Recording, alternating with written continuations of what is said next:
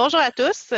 Donc, Vicky Gagnon-Mauduré, je suis directrice de la bibliothèque et puis je prends un petit mot, c'est vraiment pas long, pour remercier en fait les deux organisatrices, Marlène Clisson, qui est maître d'enseignement en physique, chimie au service des enseignements généraux, et Frédéric Duval, qui est bibliothécaire au service de la bibliothèque de l'ETS. Et aussi remercier évidemment la direction de l'ETS de nous permettre d'organiser des événements aussi intéressants. Le service des communications pour tout le support dans la diffusion de l'événement et aussi un grand merci là, à notre conférencière, Madame Ève Langelier, titulaire de la chaire pour les femmes en sciences et génie au Québec et professeure titulaire à l'Université de Sherbrooke. Elle sera présentée bien mieux que ce que je viens de faire par Frédéric et Marlène par la suite, mais c'était juste des petits remerciements d'usage pour tous ceux qui organisent ces événements qui sont très appréciés. Merci. Donc, bonjour à vous, merci d'être là. Je vais commencer par présenter l'exposition, puis après, je laisserai la parole à ma collègue Frédéric. Depuis un an, avec Frédéric, nous organisons une exposition sur les trajectoires des femmes dans les STEAM, donc sciences, technologies, ingénierie et mathématiques, excusez-moi. Donc, on a vraiment hâte de pouvoir vous la présenter en présentiel. Fait qu'après de multiples dates qui ont été repoussées, on espère qu'on va pouvoir vous accueillir à l'automne pour vous présenter tout notre travail. En marge de ça, on avait décidé d'organiser différents événements autour de cette thématique-là pour alimenter un peu plus notre réflexion, puis alimenter aussi le contenu de l'exposition. Donc, on a déjà fait une table ronde animée par Chloé Frélon il y a à peu près 2 semaines. Vous pourrez retrouver la table ronde sur le YouTube de la bibliothèque, si je ne me trompe pas, si vous l'avez loupé. C'était très intéressant sur l'entrepreneuriat, plus dans les carrières en STEAM, justement.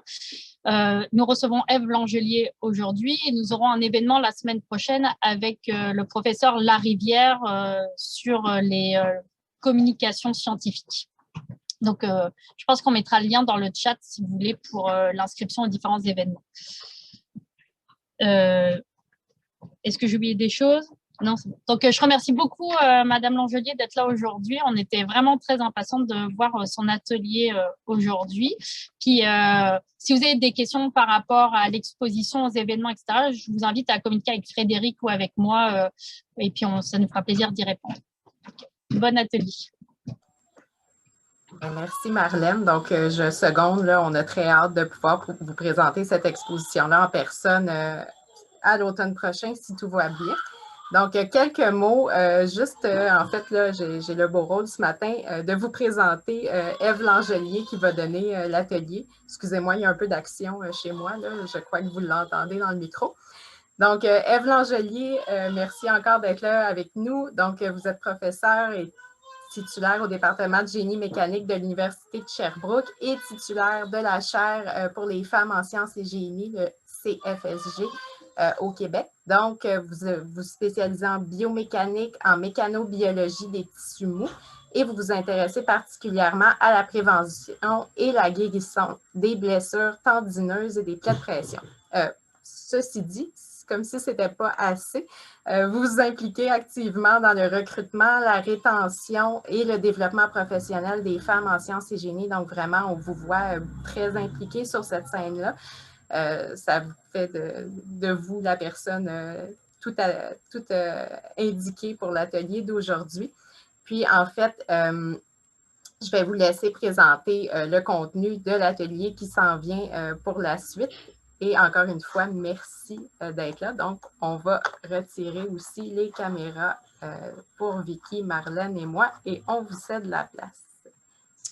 Mais merci, bonjour à toutes et à tous.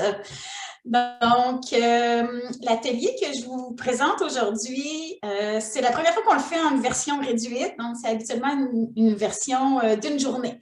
Donc, vous pourrez nous donner vos commentaires s'il y a des choses à améliorer. Il y en aura sûrement. Et donc, aussi, habituellement, c'est une activité qui avait été faite pour les femmes parce que c'était pour le leadership des femmes en sciences et en génie. C'est ouvert aux hommes aussi, Parce que ben, les hommes peuvent en profiter, puis les hommes sont nos alliés si on va avoir plus de femmes qui expriment leur leadership en sciences et en génie. Donc, je vais partager avec vous la présentation.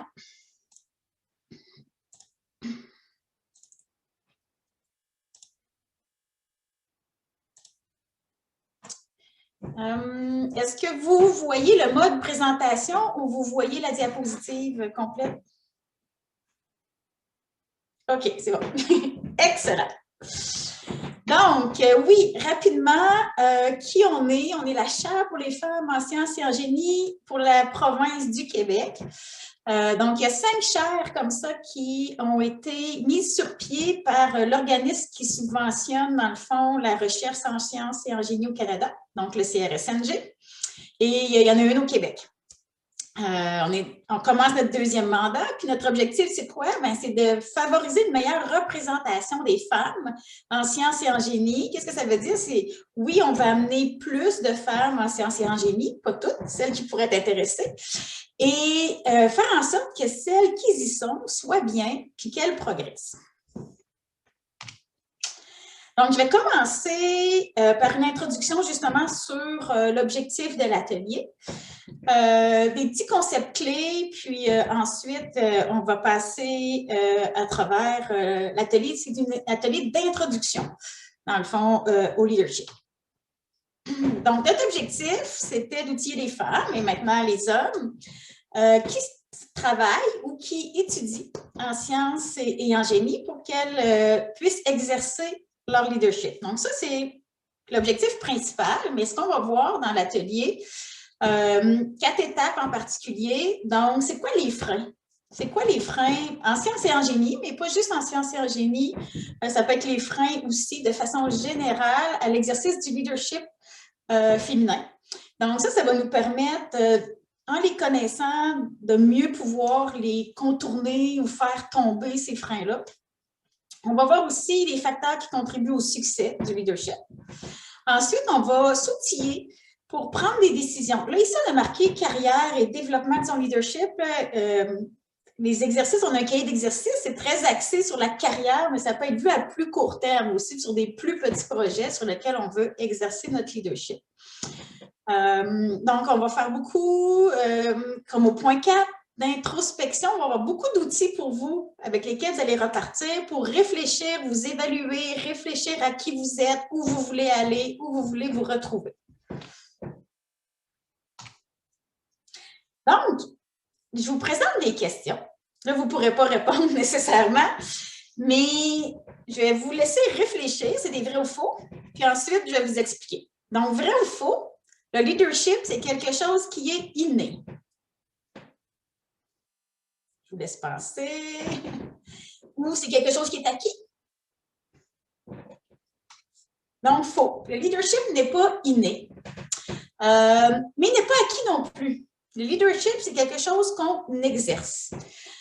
Donc, on va voir tout à l'heure, par contre, qu'il y a des compétences, des qualités, des sources d'influence qui peuvent être acquises ou innées, mais le leadership lui-même n'est pas inné. Vrai ou faux, le leadership peut être exercé par tout le monde.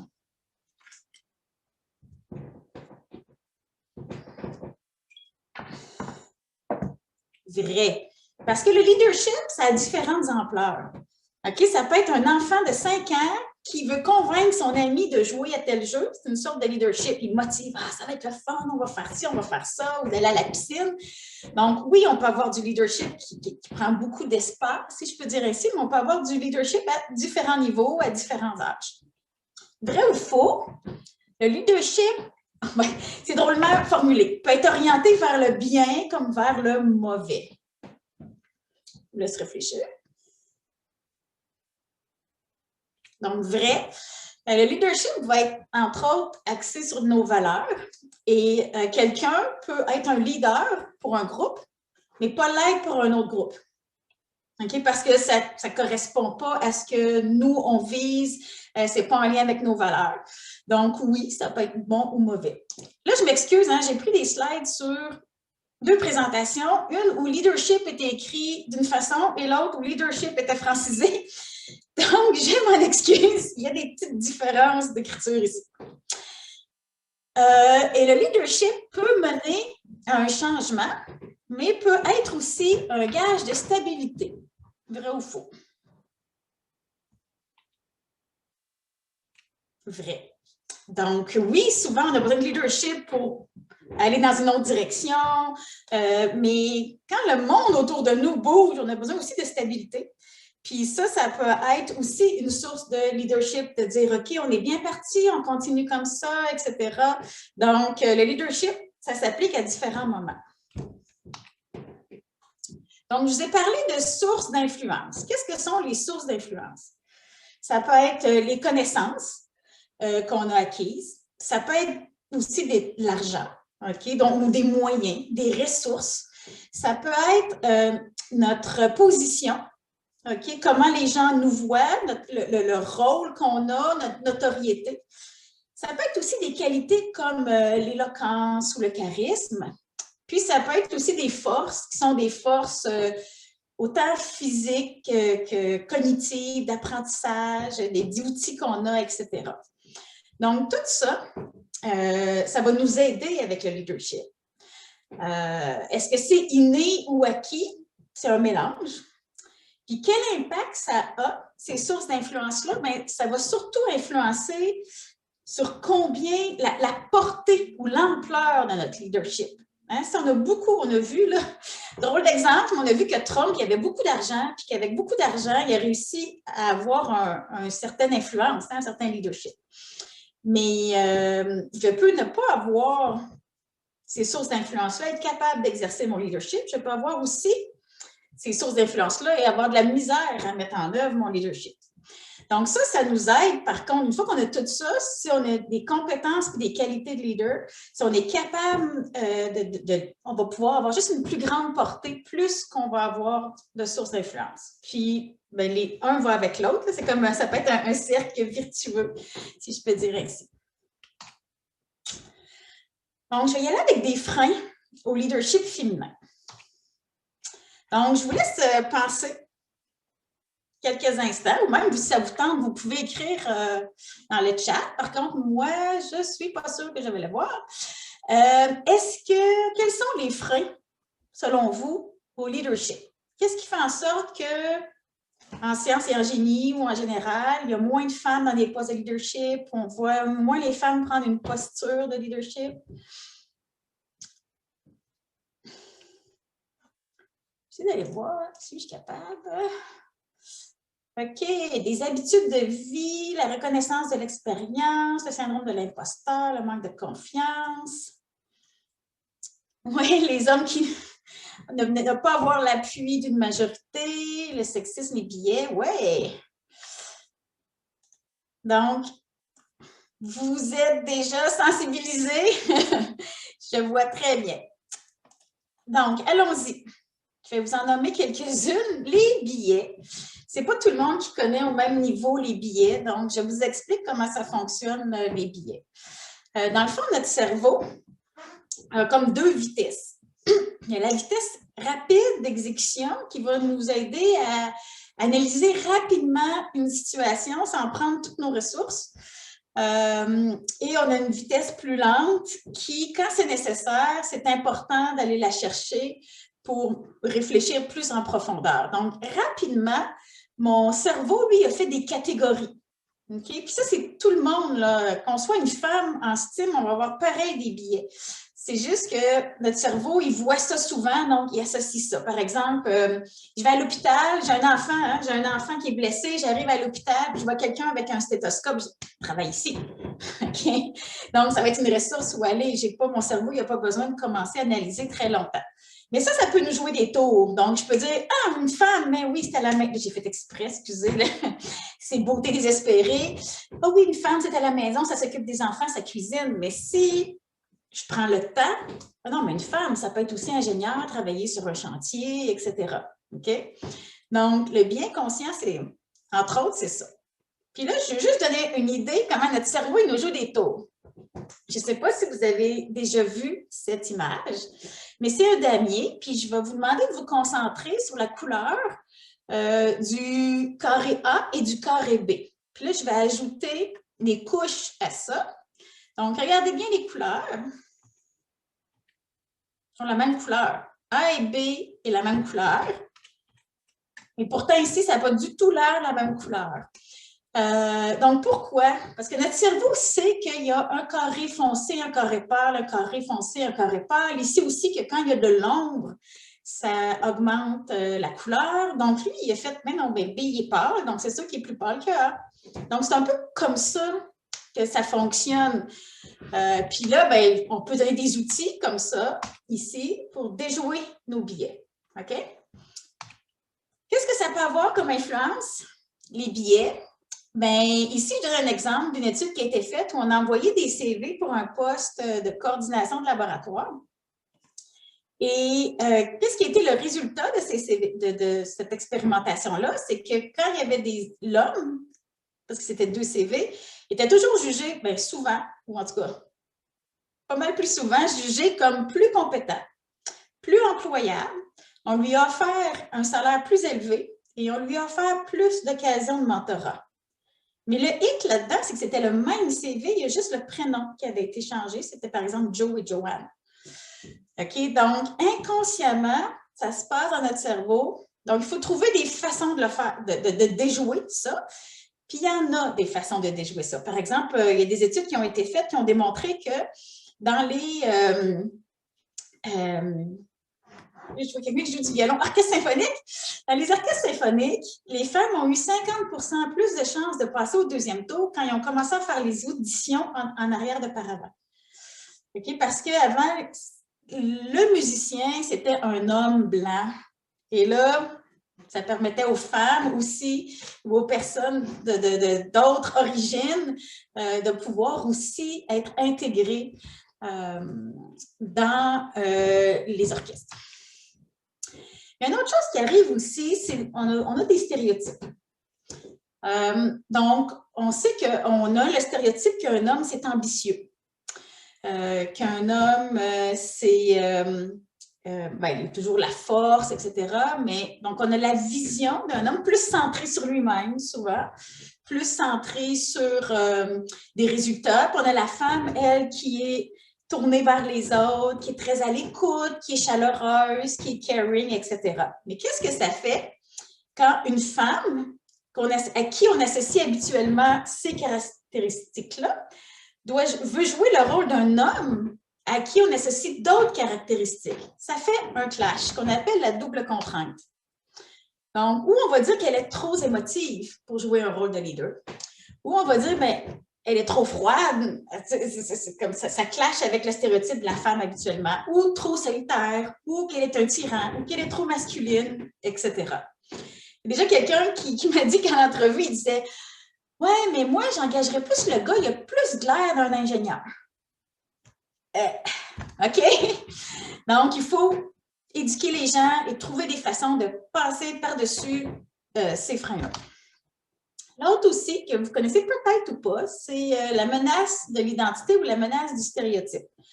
Ici, je vous donne un exemple de stéréotype. Là, quand c'est 2 garçons qui travaillent au tableau, font des équations, puis il y en a un qui a de la misère, « Oh, t'es pas bon en maths. » Mais là, si c'est une fille, « Oh, les filles, ils sont pas bonnes en maths. » OK? Mais qu'est-ce qu'on dit? Pas qu'est-ce qu'on dit, mais si, par exemple, il y a des études qui ont montré, si on fait un test de maths, okay, avec un groupe, puis on dit, ah, les filles ont vraiment de la misère. Ah, bien, comme par hasard, les filles vont vraiment moins bien performer à ce test-là. Si on ne dit rien, elles vont performer aussi bien que les gars. OK? Donc, ça peut être la même chose avec d'autres caractéristiques de notre identité. Ça, c'est ce qu'on appelle la menace du stéréotype. La menace de l'identité, elle, ça va être quand tu es au bureau et tu reçois des petites jokes plates, des petits jokes sexistes, ou tu ne te sens pas à ta place, ou juste les conversations. Tu sais, mettons, là, je vais être stéréotypée. Moi, j'aime pas les skidoo, je suis en génie mécanique, mais j'aime pas les moteurs. Puis, si tout le monde parle qu'il est allé faire du skidoo en fin de semaine, je me sentirais pas intégrée. Ça augmente notre stress et tout ça. Fait que ça peut-être qu'on ne voudra pas être à ces endroits-là. OK? Fait que ça peut amener aussi à de l'auto-exclusion. Il y en a d'autres. Donc, le biais de similitude.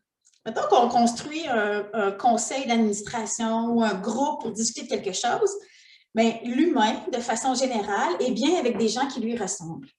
Donc, si actuellement, c'est tout, par exemple, tous des hommes qui sont sur le comité, bien, ils vont probablement penser à d'autres hommes pour faire partie du comité. OK? C'est un biais que l'humain a. Il y a aussi qu'il y a peu de modèles. Puis quand il y a un modèle, ben, il y a déjà une femme. On peut voir ça à 2 niveaux.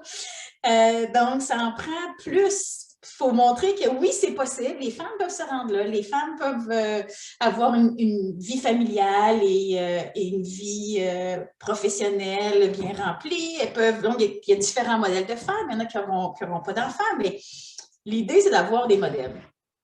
Là, l'autre en bas, c'est quelqu'un qui a comme un nœud dans le ventre. C'est l'environnement hostile.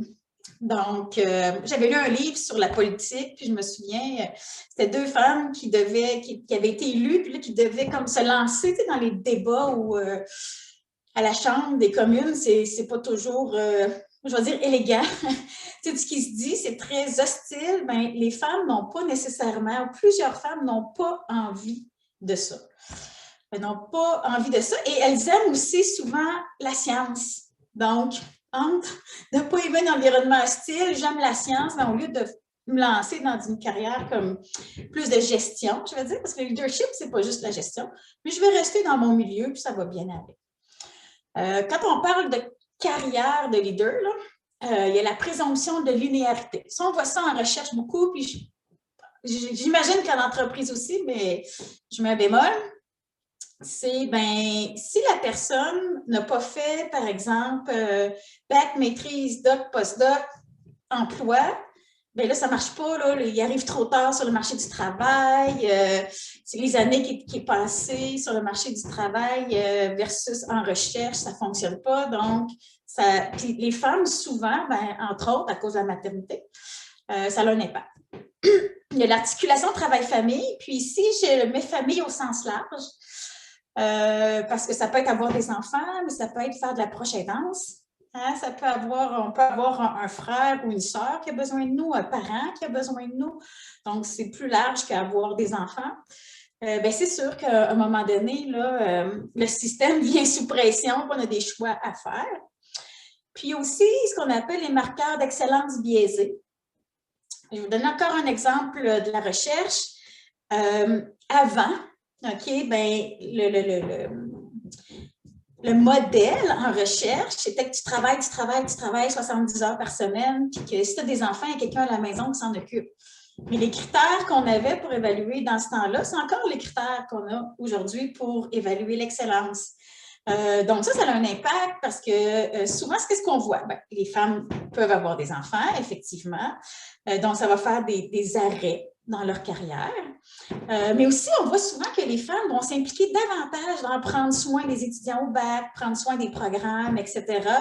Donc, peut-être moins en recherche où les femmes sont sur des comités. Donc, en anglais, ils disent le housekeeping. Donc, tout ce qui fait rouler le département et tout ça. Et donc, ben, les marqueurs d'excellence, il faut les mettre à jour. Puis je vous dirais que même aujourd'hui, ben, il y a de plus en plus d'hommes qui prennent des congés paternité. Fait que c'est pas juste pour les femmes. Maintenant, il faut s'adapter. Je pense à quelqu'un qui migre.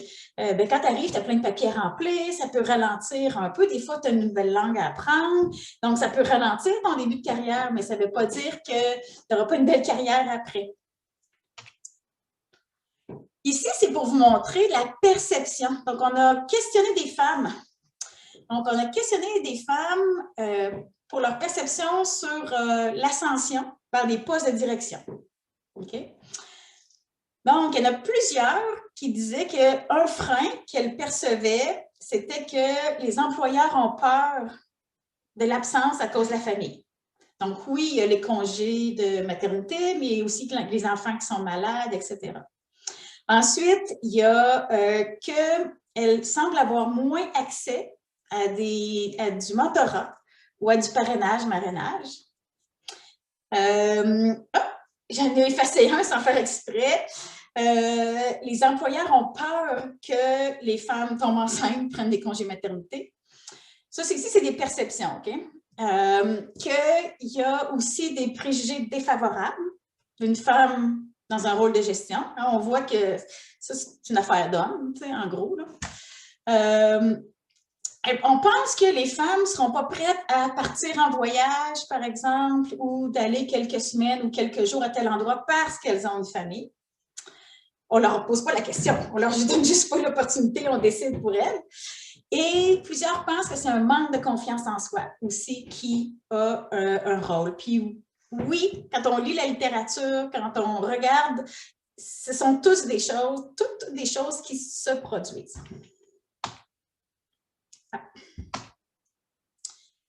Donc, on connaît des freins. Qu'est-ce qu'on peut faire face aux freins?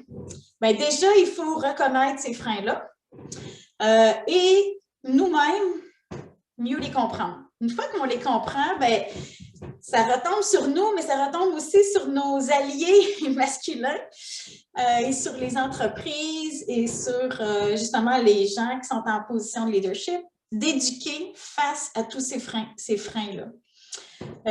Comme femme, qu'est-ce qu'on peut faire? Bien, on va parler tout à l'heure plus du mentorat, mais c'est de trouver un ou une mentor, puis on peut en avoir plus qu'un ou une. Des fois, on a quelqu'un plus pour l'aspect personnel, d'autres plus pour l'aspect professionnel. Ça peut être aussi pour deux aspects professionnels différents, puis ça peut aussi évoluer dans une vie, les mentors. Puis nous-mêmes, qu'est-ce qu'on peut faire? On peut agir comme mentor envers d'autres personnes qui en auraient besoin. Donc, tout ça, c'est des choses qui peuvent aider. Maintenant, le leadership en soi. Donc, ici, je vais avoir besoin que vous écriviez dans le chat vos idées. Donc, le leadership, il n'y a pas de leadership s'il n'y a pas d'interaction. C'est quelque chose qui se passe entre des humains. Donc, tu as une personne qui va être un ou une leader, qui va être leader par rapport à d'autres gens. Donc, j'aimerais que vous écriviez dans le chat des verbes ou des états d'esprit qui font en sorte, qui parlent d'interaction entre une leader et une personne ou un groupe de personnes. Je vais ouvrir le chat. Oui.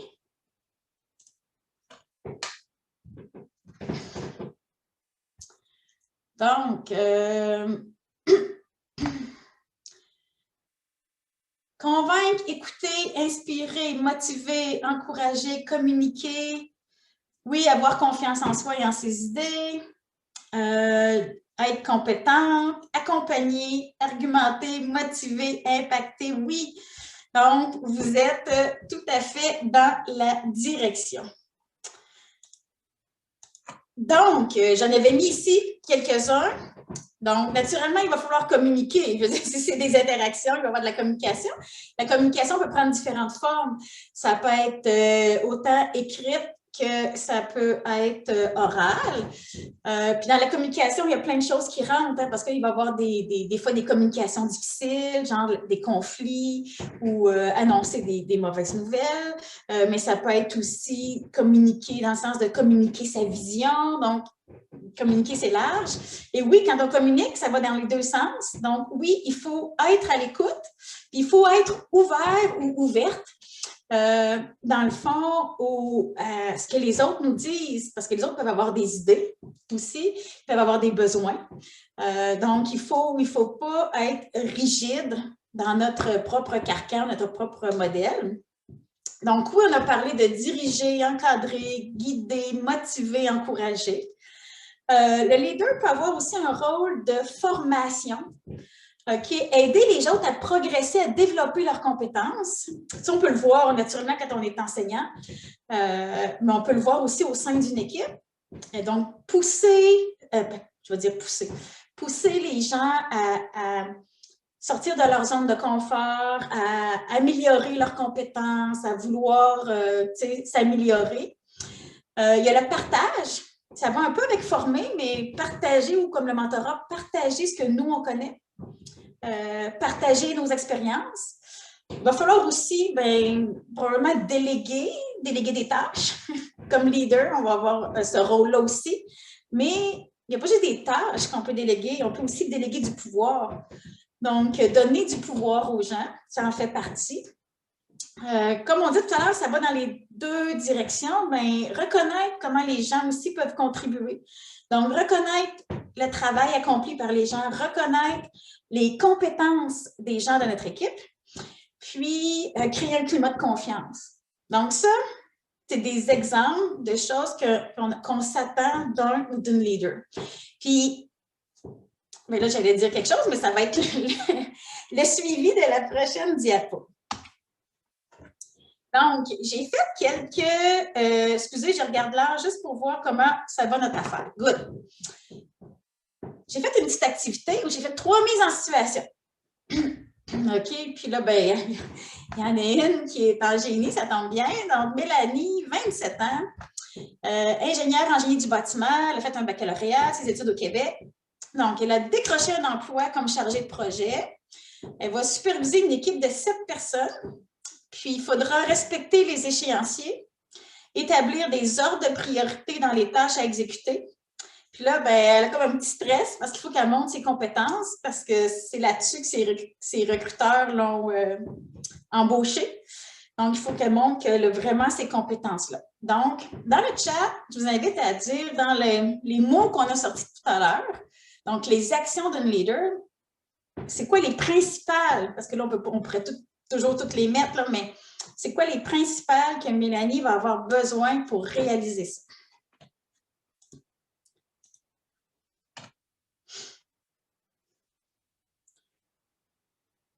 OK, on a guidé, dirigé, communiqué, être à l'écoute,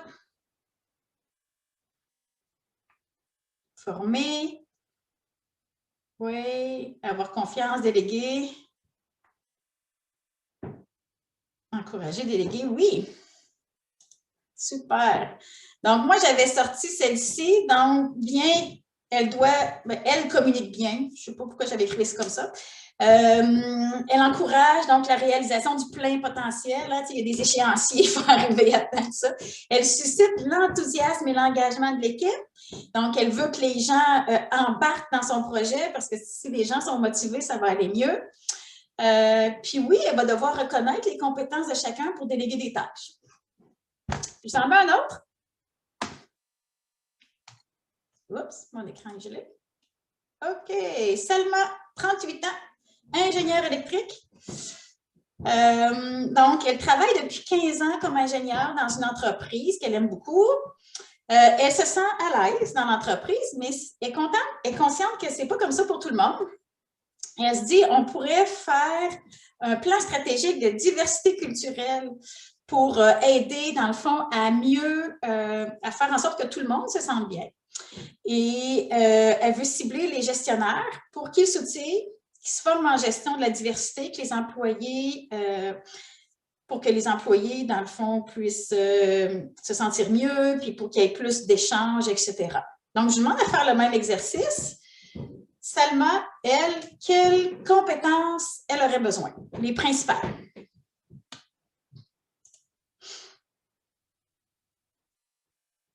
Former, motiver, convaincre, communiquer, encourager, partager, être ouverte, accompagner. Oui, écouter, éduquer, créer un climat de confiance. Cool! Donc, oui, j'avais mis communique bien. Encore une fois, il faut qu'elle suscite l'enthousiasme et l'engagement envers son plan si elle veut que les patrons, si je dis patronnes, la direction, c'est le meilleur mot, embarquent. Oui, elle a des connaissances déjà parce que c'est du vécu, mais c'est quelque chose à quoi elle s'intéresse. Donc, elle peut déjà partager ce qu'elle a appris. Effectivement, créer un climat de confiance parce que c'est un dossier qui peut être, comment on dit ça? C'est quoi le mot? Sensible. Donc, c'est important que tout le monde se sente en confiance. Et oui, il faut qu'elle soit à l'écoute, donc à l'écoute des autres gens de la diversité culturelle, à l'écoute de leurs idées, puis à l'écoute des craintes peut-être, ou à l'écoute du niveau où sont rendus les gens de la direction. Un dernier, Stéphanie, 35 ans, professeure en physique. Donc, elle vient d'arriver dans une université québécoise, c'est la seule femme professeure au département de physique. Il faut qu'elle fasse ses preuves, recruter rapidement des étudiantes et des étudiants, trouver des fonds de recherche, démontrer l'expertise de son laboratoire en développant des projets novateurs. Donc, encore une fois, quelles seraient ses principales compétences requises?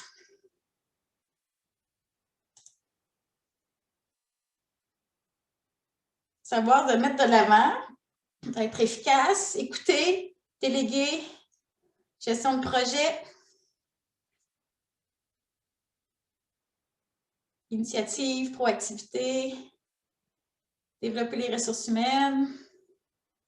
Donc ici, on voit là qu'il commence à rentrer, oui, devenir un modèle, encourager les autres. On voit qu'il y a deux sortes de compétences qui sont rentrées. Ce qui n'était pas ressorti avant, il y a des compétences comme, je vais dire techniques, là.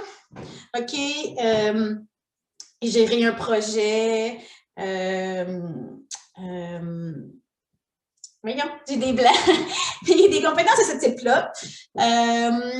Puis il y a des états d'esprit reliés vraiment à elle, mais qui ne sont pas en lien avec l'interaction entre les gens.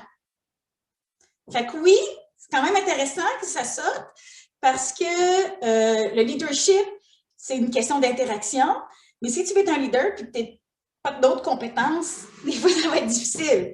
Donc, en parallèle, il faut développer d'autres compétences aussi. Donc, moi ici, pour ce qui était de l'interaction, j'avais sorti, encore une fois, communique bien, encadre les étudiants, forme les étudiants, les encourage à réaliser leur plein potentiel, suscite l'enthousiasme, l'engagement, est à l'écoute aussi, parce que les étudiants peuvent avoir des besoins variés.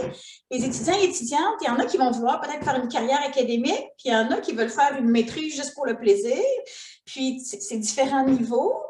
Donc, il y en a qui vont vouloir faire quelque chose de plus, peut-être rapidement applicable, d'autres plus fondamentales. Qu'est-ce que chaque étudiant veut apprendre? Puis, être ouverte aux idées. Là, tu es en recherche. Peut-être que d'autres ont des super bonnes idées, peut-être pas juste toi. Donc, qu'est-ce qu'on remarque suite à ça? Moi, je dirais, vous pouvez écrire. On pourrait remarquer deux choses. Dans un cas, la communication est partout. Effectivement. Donc, il y a des compétences qui reviennent.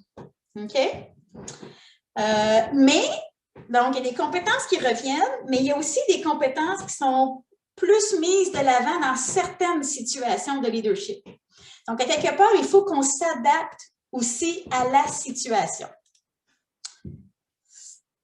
Donc, j'ai ici 6 catégories, je vous dirais, modèles de leader. Donc, le modèle coercitif, c'est faites ce que je dis, puis discutez-en pas. Donc, c'est presque à la limite quelqu'un qui agit plus comme un chef ou une chef, qui est quelqu'un qui ne se remet pas en question, puis qui est très, très rigide dans ce qu'il faut faire. Autoritaire, j'aime pas le nom, mais autoritaire, c'est qui impose une vision, mais qui laisse les gens autour de lui décider comment atteindre cette vision-là. Donc, l'autorité est au niveau de la vision, mais pas autorité autour de tout. Rassembleur, c'est quelqu'un qui va être capable de rassembler les gens autour d'une vision, pas leur imposer. Démocratique, c'est on va déterminer ensemble la vision. Tu sais, c'est comme on va plus voter vers où on veut aller, qu'est-ce qu'on veut, comment on va y arriver, etc. Précurseur, ça fonctionne bien quand on est dans une équipe qui a beaucoup de talent et en qui on a confiance, parce que c'est beaucoup basé sur laisser faire les autres. Chacun fait son affaire, on fait confiance, puis go, on s'en va par là. Puis coach, ben, c'est quelqu'un qui va justement plus jouer le rôle d'encourager, stimuler, favoriser le développement, etc. Moi, je réfléchissais à ça, puis je me dis, où je me situe? je pense que je suis pas mal dans tout ce qui est à la droite et en bas. J'aurais beaucoup de difficultés, par exemple, je me suis imaginé quelque chose de vraiment là, à l'opposé de moi, être dans l'armée, dans une situation de conflit, il faut prendre une décision, puis dire à tout le monde, on s'en va là, puis on fait ça. C'est vraiment pas mon genre. Donc, j'essaye plus avec les étudiants d'être des coachs, d'être rassembleurs. Avec l'équipe de la chaire, on est très démocratique parce qu'on se dit, OK, voici, je peux dire où j'ai le goût que la chaire aille, mais vous autres, qu'est-ce que vous en pensez? Où vous aimeriez? Qu'est-ce qui vous motive? Où vous aimeriez qu'ensemble on aille? Puis, en même temps, ils sont très, très autonomes à la chaire. Donc, oui, précurseurs, c'est comme on a des tâches à faire, on s'est délègue, puis on est une équipe, on s'entraide plus que... mais il y a différents types de leadership. OK? Donc, il ne faut pas avoir en idée que le leadership, c'est juste coercitif ou autoritaire. OK? Puis selon notre personnalité, selon la situation, bien, ça peut changer aussi. Oups, ce ne sera pas long, j'ai des petits problèmes ça ne bouge plus à mon écran. OK, oups, je n'avais pas vu l'animation. Donc, vous l'avez dit tout à l'heure, il y a des compétences qui reviennent. Donc, à chaque fois, c'est peut-être pas exactement les mots, mais le leadership, ce qui revient toujours, il y a toujours une question de diriger ou guider d'une certaine façon. Il faut aussi souvent aimer être dans l'action. Il y a toujours une question d'inspiration, motivation, puis il faut communiquer. Ça va rester là. Si c'est difficile pour nous communiquer, il faut penser à trouver, si on a de la misère dans un point, il faut trouver de l'aide ou se former. Donc, qu'est-ce que les actions? Donc, dans le fond, les actions qui favorisent un leadership positif. OK? Ça fait partie des actions qu'on a sorties tout à l'heure, les actions d'intervention, d'interaction entre les gens. Donc, selon le milieu, il y a des points qui vont ressortir. Donc, si ce qu'on veut, c'est favoriser le respect, la dignité, l'intégrité. Donc, là, dans le leadership inclusif, bien là, on va reconnaître les compétences individuelles, être à l'écoute des autres, créer un climat de confiance, susciter l'enthousiasme, partager nos connaissances. Si on veut favoriser un changement ou un épanouissement, bien, on va vouloir donner du pouvoir aux autres. Si on veut qu'ils s'épanouissent, il faut leur donner du pouvoir. On va falloir qu'on délègue aussi des tâches. On va aider. Donc, on va encadrer, former, puis on va encourager les autres vraiment à se réaliser. Puis si notre but, c'est d'avoir un groupe qui est en cohésion, qu'on veut vraiment que tout le monde se rassemble autour d'un but commun, bien, il faut communiquer notre but collectif, il faut être capable de faire ça. On va vouloir inclure les autres, on va vouloir reconnaître la contribution des membres du groupe, puis créer un climat où les gens vont avoir envie de participer. Donc, comment on peut faire pour dire, ben, moi, j'aimerais ça être un peu plus, exercer un peu plus mon leadership. Là, c'est carrière de leader, de leaders, mais tu sais, ça pourrait être un peu moins gros que carrière. Okay? Comment je peux m'aider à devenir une meilleure leader? Comment je peux... donc, on peut voir ça à différentes amplitudes, je dirais. Okay? Donc, il faut apprendre à se connaître. OK? Donc, il faut connaître nos valeurs, notre mission, nos rôles, notre vision. Je vous explique. Notre valeur, c'est quoi? C'est quand on va décider de prendre des actions, sur quoi on va se baser pour décider si on embarque ou pas, par exemple. Ça va être quoi les principes qui vont nous aider à orienter nos actions. Ensuite, je vais passer aux rôles qui sont un peu plus hauts. Donc, nos rôles. On a chacun des rôles personnels et professionnels Est-ce que je suis, moi, par exemple, je suis une maman, je suis une amie, je suis une collègue, je suis une professeure, je suis une conjointe, j'ai plusieurs rôles. Donc, il faut qu'avec mes valeurs et mes rôles, ma mission et ma vision soient alignées. Donc, ma vision, c'est moi, dans 5 ans, je vais être là. Ou moi, dans 10 ans, je vais être là. Puis la mission, c'est OK, moi, ça va être mon rôle comme individu, mon rôle global ou comment je vais réaliser ma vision. Donc, je manque dans mes valeurs, je m'aligne vers ma vision en passant à travers mes rôles puis ma mission. OK? En gros, c'est comme ça. Donc, les valeurs. Donc, il y a une étude qui a été faite chez des leaders. Puis, les 5 valeurs les plus importantes qui sont ressorties sont les suivantes. Le respect. Donc, si on parlait d'interaction, j'interagis avec des gens. Si je respecte les gens, ça va être comme un miroir, ils vont me respecter. Si je ne les respecte pas, ça n'ira pas de l'autre côté.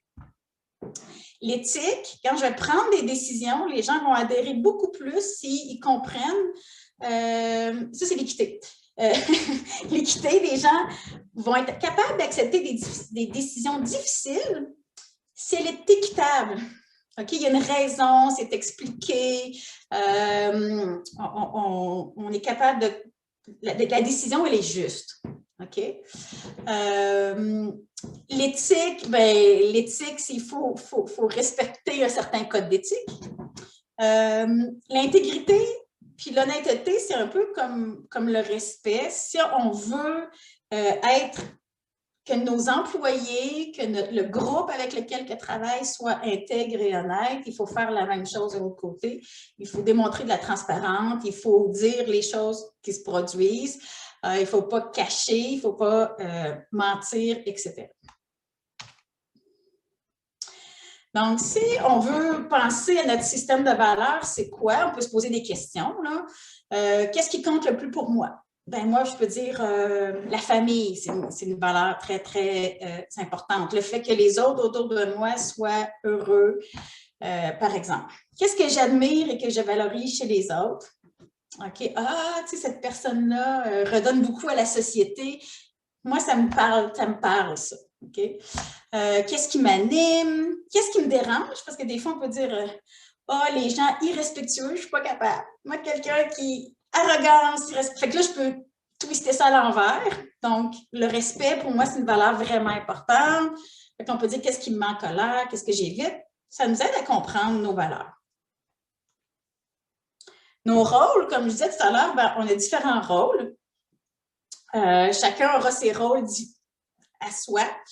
Puis là, on peut si on réfléchit, moi, j'aime bien intégrer quand même c'est personnel, on peut faire une mission personnelle, on peut faire une mission professionnelle, on peut en faire une qui implique les deux. Moi, ce que j'aime, c'est penser que je suis aussi un parent, une fille, une conjointe, et donc quand je planifie tout ce qui est professionnel, l'équilibre, l'articulation travail-famille, pour moi, ça reste important. Donc, c'est des rôles, même dans ma vie professionnelle, qui vont avoir un impact. Puis on peut même, si on veut pousser plus loin, dire, c'est quoi des objectifs que j'ai par rapport à être la fille de ma mère? Ça peut être de donner du temps à cette personne-là, OK? Etc. Puis, comment on fait après ça, une fois qu'on connaît nos valeurs, pour connaître notre mission? Là, tout à l'heure, je partagerai dans le chat avec vous un document qu'on a fait, OK? Ou après, si vous voulez aller plus loin, justement, puis tout faire ces étapes-là, vous serez guidé à travers le document. Donc, vous n'avez pas besoin de prendre des notes, vous n'avez pas besoin, toute l'information sera là. Donc, pour décrire une mission, je peux penser à c'est quoi mes priorités les plus importantes dans ma vie, mes objectifs à long terme, donc ma vision, où je veux être, les relations qui comptent, comme on disait, les rôles aussi. Comment vous voulez vous rendre utile, puis les sentiments que vous voulez vivre. OK? Ça, c'est très important. Et L'autre, c'est parce que c'est utilisé aussi dans la gestion de notre horaire. Mais si tu restes juste une semaine à vivre, qu'est-ce que tu ferais? Ça peut t'aider à définir ta mission aussi. OK? Et donc, je donne un exemple que j'ai volé à mon chum, parce que je n'ai pas retrouvé la mienne, je l'avais faite, mais... Donc, lui, le rôle qu'il a intégré ici, c'était vraiment professionnel. Donc, ingénieur œuvrant en réadaptation et en sport adapté, donc en sport pour les gens en mobilité réduite. Après ça, je vais aller à ses valeurs. Donc, il y avait le respect qui était sa valeur de base. Prendre du plaisir à faire les choses. Il était passionné pour l'innovation, la création, la méthodologie, valoriser le travail d'équipe, adopter et prôner un mode de vie actif, parce que c'est tout pour les gens dont la mobilité est réduite. Okay? Et donc, sa mission, c'est créer avec mes collègues un milieu respectueux, stimulant et innovant où s'entrecroisent technologie et savoir-faire collectif dans le but d'offrir des outils qui permettront à tous d'intégrer un mode de vie actif. OK? Une mission, ça peut faire une ligne, ça peut faire 2 pages. Là. Ça dépend de chaque personne. Il faut se l'approprier. Moi, je trouve que c'est une longueur intéressante comme ça. Et qu'est-ce que ça sert d'avoir une mission? Moi, je vois ça de 2 façons. Planifier, choisir, prioriser. OK? On va avoir des requêtes. On a toujours des demandes. Tu veux-tu être sur tel comité? Tu veux-tu faire ci? Tu peux-tu m'aider avec ça? Tu peux-tu faire ça? Donc, ça, c'est sans cesse. Puis, d'autres choses aussi, on va avoir des occasions. Les requêtes, je vois plus ça comme des demandes qu'on nous fait, des occasions, des opportunités sur lesquelles je pourrais aller. Ah, il y a une formation qui s'offre à tel endroit. Ou, il y a un comité, je pourrais donner mon nom, parce que ça peut être de l'autre sens aussi. Mais là, comment je choisis? Bien, j'utilise ma mission comme un filtre. OK? Est-ce que ça m'aide à réaliser ma mission? Non. Peut-être que je devrais refuser. Si je manque de temps dans mon horaire, c'est une bonne façon de prioriser mes affaires. Puis si je veux aller dans un rôle de leadership, je peux voir ma vision, je peux passer ma vision à travers mon filtre, mon prisme de mission, puis dire, OK, je veux être là, voici le genre de personne que je veux être, le genre de rôle que je veux jouer, je me fais un plan d'action pour y arriver. OK? Fait que nous, on va travailler surtout sur ce qui est en bas. C'est à travers ça, tout le document de travail que je vais vous envoyer tout à l'heure, c'est en lien avec cette deuxième partie-là. Donc, je vous invite à réfléchir aussi. On est dans se connaître, dans planifier vers où on s'en va, les actions qu'on va prendre pour justement exercer notre leadership. À quoi ça sert de s'auto-évaluer? Bien, premièrement, on peut évaluer nos compétences. Si on évalue nos compétences, ça va nous aider à connaître nos forces, mais connaître nos faiblesses, entre autres aussi. Donc, il y a la matrice force, faiblesse, possibilité, menace. Donc, vous avez dans le document ça, mais vous pouvez réfléchir justement. Ben moi, mes forces, c'est ça. Donc,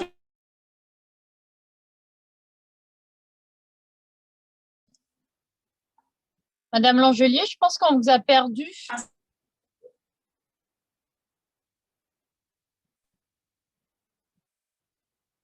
On pourrait mettre une petite musique d'ambiance en attendant, mais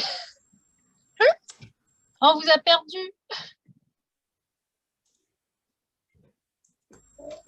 Oh, je crois que vous êtes de retour. OK. Vous m'avez perdu? Oui, brièvement. OK. Il est écrit que ma connexion Internet est instable. C'est OK. les joies de Donc, avec la matrice ici, justement, on peut trouver quelles sont mes forces. Donc, ce que je disais tout à l'heure, c'est que vous avez des forces en lien avec les actions du leadership qu'on a vu, donc l'interaction. Et vous avez d'autres forces aussi à côté, d'autres compétences, d'autres qualités. Il y a des choses, il est marqué faiblesse à améliorer. Moi, je vois ça de 2 façons. Oui, il y a des points qu'on peut améliorer ou on va aller chercher des gens qui vont nous aider. Si on monte une équipe, puis qu'on a de la misère avec notre créativité, on va aller chercher des gens créatifs pour nous aider. Fait que faiblesse à améliorer, j'aime moyennement le titre, mais disons qu'on peut voir ça entre s'améliorer soi-même ou améliorer notre équipe. Des possibilités qu'on a. Justement, on va parler de réseautage puis de mentorat tout à l'heure, mais est-ce qu'il y a des activités de formation, est-ce qu'il y a des activités de réseautage qu'on peut faire, est-ce qu'il y a des stages, etc. Puis des menaces à éliminer. Selon nous, qu'est-ce qui pourrait nous empêcher, par exemple, de réaliser notre leadership ou notre potentiel? On peut écrire cela. Donc là, on va avoir un portrait qui va nous aider justement à faire notre plan d'action.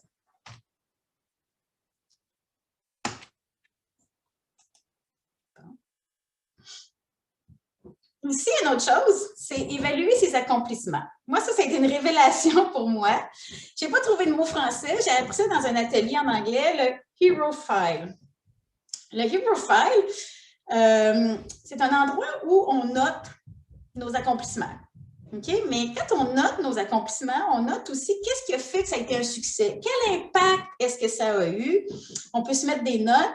Et si ça a fonctionné et tout, c'est parce qu'on a fait des choses bien. Hein? Fait que ça remonte notre confiance, puis ça nous aide aussi si on a un CV, une entrevue, ça nous aide, puis ça garde aussi des traces de tout ce qu'on a fait. Donc là, j'ai mis un exemple, puis il n'est pas complet, OK? Donc aujourd'hui, je suis avec vous. Qu'est-ce qu'on a fait? Atelier sur le leadership. Donc, j'ai donné la formation. Frédéric et Marlène, que je n'ai pas écrit, ont organisé. Il y a eu de la publicité, vous l'avez dit. Vicky l'a mentionné. Moi, j'ai des gens qui ont aidé chez nous aussi. Vous allez avoir un petit sondage, quelqu'un qui a fait le sondage, OK? Est-ce que ça a été un succès? Qu'est-ce qui a fait qu'il y a été un succès? Bien là, je dis, il y a X personnes qui ont été formées, surtout des femmes, des étudiantes, par exemple, mais c'est ça qu'on voulait. Puis là, on va faire un sondage pour évaluer. C'est quoi l'impact? Bien, c'est d'aider des jeunes femmes à exprimer leur leadership dans un milieu qui est principalement masculin. Puis là, je pourrais, la prochaine fois, penser à... Mais moi, je garde des traces, on garde des traces à l'équipe de l'achat. Notre Hero File, il est rendu immense. Là, tu fais « Hey! On en a fait des choses, puis je suis capable d'en faire des choses. » Fait que ça augmente notre confiance, je trouve. Puis ça garde des traces aussi, c'est très aidant. Puis, donc, on a vu des choses qu'on peut faire. Puis maintenant, il y a des gens qui peuvent nous aider aussi. Donc, comment on peut s'aider à trouver des alliés pour devenir leader. Donc, il y a le mentorat. Le mentorat, ce qu'il faut savoir, c'est que les femmes ont moins accès au mentorat que les hommes, pour deux raisons. Les femmes, surtout dans un milieu masculin, on leur offre moins d'opportunités de mentorat. Parce que souvent, on va mentorer des gens avec qui on est à l'aise, qu'on se ressemble, etc. On parlait du biais de similitude tout à l'heure. Puis aussi, c'est comme plus naturel pour les hommes de demander du mentorat que les femmes. Les femmes vont moins oser le demander. Mais qu'est-ce que ça donne, le mentorat? Bien, c'est comme une relation, un, de confiance, mais deux, qui nous donne confiance. À cause des discussions qu'on va avoir, on va pouvoir mettre des choses en perspective. Les mentors vont pouvoir nous dire « Hey, ça, là, c'est bon ce que tu as fait, c'est un bon coup, ça veut dire que tu as telle compétence. » Les mentors peuvent nous aider à augmenter notre notoriété, OK? Genre parler de nous à d'autres endroits parce qu'ils nous voient aller, puis ils peuvent donner notre nom, etc. Là, tout à l'heure, je vous parlerai de sponsors aussi ou parrain-marraine. Ils peuvent nous aider à améliorer, à apprendre et à améliorer nos compétences en partageant, par exemple, leur propre expérience ou en nous guidant à différents endroits où aller chercher des ressources. Il apporte du soutien, hein, ça peut être du soutien autant, je vais dire, technique que personnel. Ils sont des modèles aussi pour nous. Ils peuvent aider aussi, si c'est un mentorat au sein d'une entreprise, à mieux intégrer, par exemple, l'entreprise. Et ça peut aider aussi à notre développement de carrière. On a vu que, par exemple, une étude qui a montré que les femmes professeurs qui avaient un mentor avaient 25% plus de chances d'avoir les subventions que celles qui n'avaient pas de mentor, par exemple. Donc, ça, c'est quelque chose qui est, comme vous voyez, qui est très utile. Et comme je vous disais, on peut avoir une mentor, un mentor, on peut avoir des mentors différents sur différents sujets ou à différents moments de notre carrière. Et la différence avec le parrainage ou le sponsorship, c'est pas tant que quelqu'un va partager des choses avec nous, mais c'est qu'il va justement donner notre nom, okay, nous pousser. Moi, j'ai eu l'aide, par exemple, de Marie Lassonde qui a donné mon nom pour aller à telle conférence, ou on m'a mis en contact avec telle personne, et ça a changé vraiment beaucoup de choses. Donc, ça aussi, c'est intéressant d'avoir des gens qui nous prennent sur leur aile ils nous font confiance, puis ils disent, ah, tu sais, je vais donner un petit coup de pouce en ouvrant son réseau, par exemple, en donnant son nom, en lui ouvrant des portes. Il y a aussi le réseautage. Ça aussi, le réseautage, les femmes, on est moins fortes là-dessus. Une hypothèse puis une raison, là, le réseautage, les femmes verraient ça moins important que les hommes. Et plusieurs femmes ont plein d'autres responsabilités, une charge mentale, puis un temps aussi, un emploi du temps beaucoup plus occupé. Donc, il faut exagérer, mais aller jouer au golf ou aller à un 5 à 7, non, on va aller chercher les enfants en garderie, il va aller faire le souper, il va aller faire les devoirs. Okay? Donc, on manque des occasions de réseautage. Puis, ça m'amène à vous dire que si vous organisez du réseautage, pensez à ça aussi. Nous, on a déjà fait une horreur catastrophique. Écoutez, on est la chaire pour les femmes en sciences et génie. On fait une activité sur la conciliation travail-famille, puis on fait ça dans un 5 à 7. C'était pas fort notre affaire. Mais on avait invité les enfants. On avait fait une salle de bricolage, mais c'était comme, OK, meilleure chance la prochaine fois. Dans le livre offert, la section notes, là, on n'a plus des notes. Donc, qu'est-ce que ça permet, le réseautage? Bien, justement, ça permet d'échanger sur des pratiques. OK? Ce n'est pas nécessairement comme du mentorat où tu as des conseils, mais avoir des échanges. Profiter de l'expérience des autres, être au courant des opportunités. Quand on a des contacts, les gens peuvent nous filer de l'information. Quand on a des contacts, mais les gens voient plus ce qu'on fait, puis ça nous aide à bâtir des relations, justement. Donc, il y a différents types de réseautage. Donc, il y a en haut, à gauche, ce qu'on appelle le réseautage opérationnel. Donc, ça, c'est maintenant au travail. Par exemple, les collègues qui vont m'aider dans mes tâches reliées au travail, dans mes rôles reliés au travail. Il y a ce qu'on a vu tout à l'heure en bas à droite, le réseautage de développement. Donc ça va être plus comme du développement personnel et professionnel. Donc, c'est plus le rôle des mentors. Ensuite, il y a le réseautage stratégique. Donc ça, lui, c'est peut-être celui qui est le moins recherché. Ou le moins connu, ou quand tu n'as pas le temps, c'est peut-être un que tu laisses tomber, mais qui peut vraiment changer des choses. Par exemple, c'est s'impliquer dans un organisme ou une cause qui tient à cœur. Donc là, tu rencontres des gens qui ne sont pas pantoute dans ton domaine. OK? Mais là, tu vas connaître peut-être quelqu'un qui est avocat, quelqu'un qui est enseignant, quelqu'un qui est en médecine, quelqu'un qui vont tous s'impliquer dans une même cause. Puis si tu fais les choses bien, il faut que tu fasses les choses bien. Mettons, tu es sur un CA, si tu botches, les gens vont se souvenir que toi, tu botches. Mais si tu fais les choses bien, puis qu'un jour, ces gens-là ont besoin ou entendent parler d'une occasion, ça te sort de ton réseau habituel. Moi, j'ai un collègue, là, mon voisin, telle affaire, puis sur le club de triathlon, telle affaire, puis il y a tous des contacts là, qui finissent plus.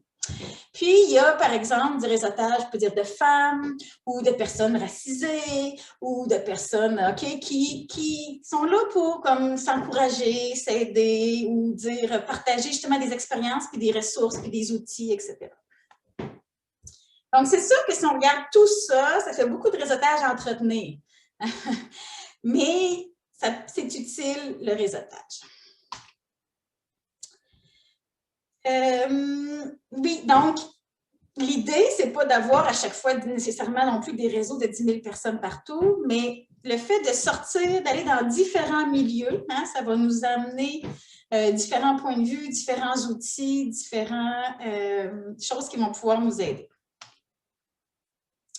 Donc, pour un réseautage efficace, 3 grandes étapes. 1, se préparer. Donc, je trouve que c'est peut-être une des parties les plus difficiles. Donc, trouver le temps. OK. Se tourner vers l'extérieur. Donc, on a montré qu'il y avait plusieurs réseaux. C'est facile de rester dans notre réseau qui nous fait confiance, dans lequel on est en confiance. Il faut sortir de notre zone de confiance si on veut avoir de l'impact positif, dans le fond, sur nous. Se préparer. Parce que quand si on appelle quelqu'un, ce qui peut être très gênant, hein? Tu veux faire un premier contact avec quelqu'un, c'est difficile parce que qu'est-ce que je vais dire? Je n'ai pas de raison de l'appeler. Fait que c'est de bien se préparer. Puis peut-être que les gens vont dire moi, j'aimerais juste ça vous parler, entendre parler de votre expérience, si vous avez des conseils pour moi, mais arriver avec des questions préparées. Puis préparer son autopromotion. Donc, son pitch d'ascenseur. Okay? Il faut que vous soyez capable, par exemple, en 1 minute ou en 30 secondes, de dire qui vous êtes, où vous allez, c'est quoi votre mission-vision. Okay? Donc, ça, c'est hyper important d'avoir ce pitch-là. Puis dire, bon, ben, réfléchir comment je vais m'y prendre ou c'est quoi les objectifs, qu'est-ce que je veux retirer du réseautage. Ensuite, l'action. OK, sortir de sa zone de confort. Tu arrives à une conférence, puis tu es toute seule. OK, il faut que je réseaute. Comment je fais ça? Moi, j'aime pas ça du tout. Des choses. On peut commencer par regarder, il y a plein de monde qui sont tout seuls à une table sur leur cellulaire, donc ils sont dans la même situation que vous. Donc, on peut commencer par aller voir ces personnes-là. Puis on peut dire qu'est-ce qui vous a amené à cette activité? Ou je connais personne, j'ose venir me présenter, puis là, on peut commencer une discussion comme ça. Soigner son apparence, agir avec courtoisie nécessairement. On commence par vous voyez, puis si à un moment donné, on voit que l'autre nous tutoie à tour de bras, ben, on peut embarquer là-dedans. Appliquer ses compétences en communication. Donc, là, on est dans une situation de réseautage. Donc, oui, on veut faire notre pitch de vente, mais on veut apprendre. Donc, on écoute, écoute active. Puis aussi, savoir quand s'en aller. On ne veut pas comme, hey, maintenant j'ai un ami, je reste là, puis je reste collée toute la conférence avec. Après, s'il y a un temps mort, on peut dire hey, c'était un plaisir de vous rencontrer, je vais vous contacter sur LinkedIn si vous le permettez, etc. Okay? Donc, c'est ça la fin, prendre le temps d'établir des contacts, donc dire j'aimerais ça vous relancer dans tant de temps ou j'aimerais ça éventuellement telle chose. Donc, si on voit qu'il y a du potentiel, qu'il y a quelque chose, mais si on prend un engagement, il faut le faire. Si on ne pense pas qu'on va le faire, on ne prend pas d'engagement. Ensuite, ben, c'est sûr que c'est bien si on a eu des cartes d'affaires puis tout ça, de faire le ménage là-dedans, de maintenir ses relations. Donc, justement, d'aller sur LinkedIn ou de dire c'était quoi notre point commun? Je vais lui faire parvenir un article que j'ai vu sur tel sujet ou je vais lui faire j'ai vu telle occasion passer, je pourrais lui envoyer ça. Fait que ça va un peu dans les deux bords. On remercie et tout ça. Puis, ben, on persévère pour la prochaine fois parce que c'est difficile. Puis, il y a des profs qui me disaient qu'eux, quand il y avait des conférences, leur superviseur, quand il était étudiant, leur disait bon, aujourd'hui, à chaque journée, il faut que tu ailles rencontrer une nouvelle personne, il faut que tu ailles te présenter. Donc, il forçait, dans le fond, l'effort pour le faire. Puis, oui, LinkedIn, c'est une bonne idée, mais d'avoir une banque LinkedIn pleine, mais qu'il ne se passe rien de personne, ce n'est pas ça qui est le plus riche. Par contre, une fois qu'on a établi un contact, ou on passe par LinkedIn pour l'établir, ou on fait le suivi avec LinkedIn, ça peut être une bonne idée. OK. Aussi, les formations et le coaching, ça peut être utile dans les différentes phases de notre carrière. Vous allez voir, il y a une étude qui a été faite sur, je vais dire, l'état d'esprit des femmes à différents moments de leur carrière. Et donc, formation, coaching, mentorat peut jouer des rôles différents à différents moments. Donc, quand on commence notre carrière, on est idéaliste. On a le goût de réaliser des choses. Donc, on cherche la satisfaction personnelle, la réussite. On est le monde est ouvert devant nous, c'est un monde de possibilités. Souvent, on va avoir un impact sur les autres, on veut changer les choses. Ceux qui veulent des enfants, celles qui veulent des enfants commencent à se questionner sur l'articulation, conciliation travail-famille, puis comment on va s'organiser et tout ça. Donc, à ce moment-ci, le mentorat, les formations peuvent nous aider justement à répondre à nos questions sur la conciliation travail-famille, avoir des idées de comment je devrais m'organiser pour me rendre là, etc. Ensuite, il y a la phase d'endurance où là, ça devient peut-être un peu plus difficile. Là, ici, là, c'est pas nécessairement comme ça pour tout le monde, là, OK? C'est plusieurs femmes, c'est ça qui se passe. Donc là, tout d'un coup, la carrière, on peut aimer ça, mais elle progresse peut-être moins vite qu'elle a progressé. Peut-être que certaines auront commencé à vivre ou à voir de la discrimination, OK? Ou à être conscientes de choses qui se passent autour d'eux dans lesquelles elles ne sont pas bien. Certaines vont vivre de l'insatisfaction, d'autres vont avoir peut-être des transitions. Hein? Ça se peut qu'il y ait une séparation dans la vie personnelle, ça se peut qu'il y ait une transition au niveau de l'emploi, changement d'emploi, changement de poste. Celles qui n'ont pas eu d'enfants vont dire « j'en veux-tu pas? » C'est comme la limite. Donc là aussi, on peut voir que le coaching, le mentorat, ça peut être vraiment utile pour nous aider à passer à travers ces étapes-là. Puis finalement, moi, je suis contente, je suis rendue là. La contribution réciproque, c'est comme je redeviens heureuse dans mon emploi. C'est exagéré, là, mais là maintenant, puis je me sens vraiment comme ça. J'ai le goût de contribuer. J'ai le goût à contribuer à faire que mon université, par exemple, ou que les universités québécoises incluent mieux, plus le DI.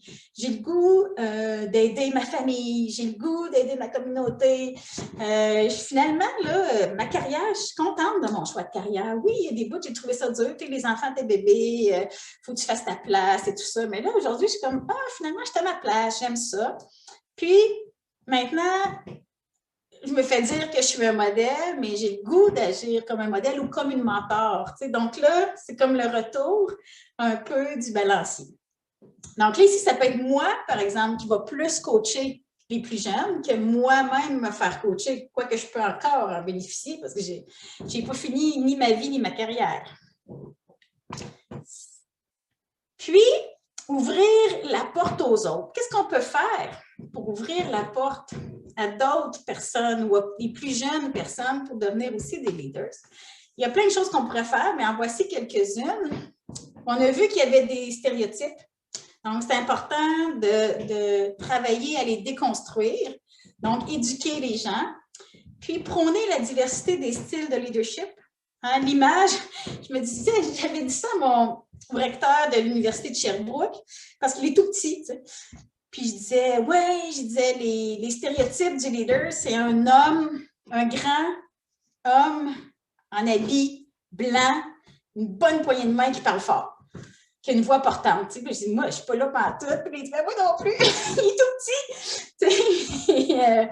Donc, mais c'est vrai que, tu sais, je rentre dans une classe avec le doyen de la faculté de génie ou je rentre dans une classe avec mon collègue, ils font 6 pieds, ils arrivent, ils parlent fort, puis tout ça, mais c'est pas grave, je peux avoir du leadership aussi, mais pas le même genre que lui. Okay? Donc, c'est un peu ça, puis il faut que les autres voient aussi. Puis, je me souviens plus où j'ai vu ça, je voulais retrouver l'article, je ne l'ai pas retrouvé. J'avais vu que, dans le fond, le style de leadership des femmes était meilleur que celui des hommes. Il y avait un plus grand taux de succès, mais qu'on est habitué à celui des hommes. Okay? Donc, c'est juste pour dire qu'il faut s'ouvrir à la diversité. Il faut aider l'organisation, par exemple, dans laquelle on est, à développer des occasions d'évaluation. Plus que ça dit distinct de la performance, c'est pas d'évaluer, bon, aujourd'hui, je vais évaluer si tu vas avoir un bonus, tu sais, check, check, check, c'est pas ça, c'est plus, est-ce que tu as développé telle compétence, aurais-tu des choses qu'il faudrait, que je pourrais t'aider à développer, où en es-tu avec telle chose, donc c'est plus de donner un retour aux employés. Proposer des programmes de développement du leadership pour les femmes ou mix, mais les proposer. Bon, le deuxième, je vous amène un bémol. Faire la promotion de la flexibilité des horaires, oui, c'est bien. Ce qu'il faut être conscient, par contre, c'est quand on offre la flexibilité du travail, ça aide beaucoup de femmes, par exemple, ou beaucoup de personnes à mieux concilier travail-famille, mais ça fait que les gens travaillent jusqu'à 10 heures le soir à la maison. Donc, est-ce qu'on peut revoir d'autres façons de faire, peut-être qui seraient encore mieux que ça? Puis oui, développer des programmes de mentorat, parce que si les femmes ne vont pas le chercher, il faut les aider à ce que ce soit plus facile pour y avoir accès. Un dernier conseil. Fait que ça, c'est en lien avec, vous avez une activité de communication orale à faire, okay? Une interaction à faire, le power posing. Ça, j'avais vu ça dans un TED Talk. Okay? Ce qu'il disait, c'est que prendre la tenue d'un héros, okay, genre quelqu'un qui les 2 pieds bien groundés, ouverts, les mains sur les épaules, ou tu sais, quelqu'un qui arrive après un marathon comme ça, okay, puis tu tiens cette pose-là pendant 2 minutes, vous allez rire, là. Mais ça change comme le cycle d'hormones, ça diminue le stress et tout ça, et ça donne comme une énergie pour rentrer dans l'action. Okay? Puis, quand j'ai fait l'entrevue pour avoir la chaire, je vous dis que j'ai fait mon power posing. J'avais le vice-recteur dans mon bureau, fait que j'étais allée aux toilettes, j'ai fait mon power posing aux toilettes, puis je suis rentrée groundée et j'ai fait ça. Et moi, j'ai trouvé que ça m'avait vraiment aidé. Et maintenant, quand j'ai une rencontre que je sais que je suis stressée parce que la personne m'impressionne, je fais ça avant. OK? Puis vous remarquerez aussi dans les stades d'attente, quand on est stressé, on fait l'inverse. On se recroqueville sur nous-mêmes. Mais ça fait tout comme augmenter nos hormones de stress et tout ça. Donc, prenez la place, soyez... c'est ça. Faites, même si vous ne vous sentez pas, vous n'avez pas l'état d'esprit pour ça, on fake, OK? On simule. Puis juste de l'aider à le simuler, ça va nous aider éventuellement à l'intégrer, puis ça va vraiment marcher. Donc, voilà. Je ne sais pas si vous avez des questions. Et tout à l'heure, je mettrai les documents dans le chat et un court sondage aussi, s'il vous plaît, pour nous aider à améliorer. Donc, avez-vous des questions? Je vais améliorer, je vais ouvrir le chat. Je vais me permettre de vous remercier. C'était vraiment très intéressant. Je vais laisser les gens poser des questions, mais vraiment, c'était très intéressant. Merci beaucoup.